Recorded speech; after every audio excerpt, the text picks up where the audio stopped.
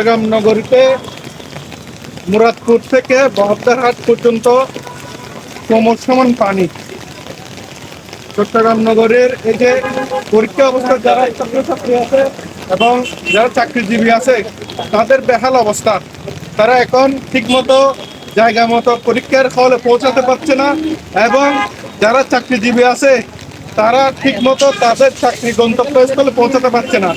সকাল থেকে ভারী বৃষ্টিপাতের কারণে চট্টগ্রাম নগরীর বহদ্দারহাট এবং মুরাদপুর এলাকায় প্রচুর পানি জমে যায়। তারই প্রেক্ষিতে যান চলাচল এবং সকল জনসাধারণের মধ্যে আতঙ্কের সৃষ্টি হয় এবং চট্টগ্রাম নগরীর জনসাধারণের মাঝে বেহাল দশার সৃষ্টি হয়।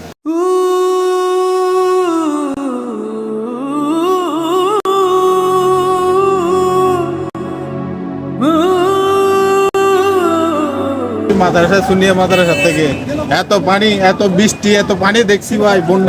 বন্যা অকল্পনীয় ঢেউ বলার বাইরে। এমন বৃষ্টি হয়েছে দেখেন, এদের কারে গ্যারেজ সব ডুবে গেছে।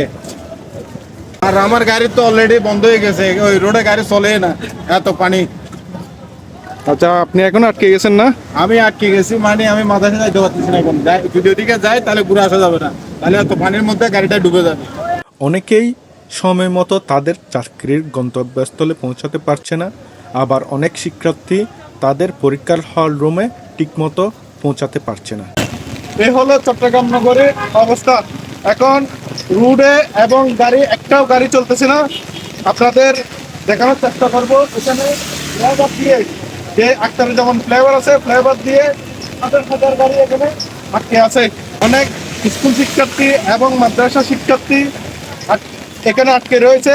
এই হলো আমাদের চট্টগ্রামের বেহাল অবস্থা।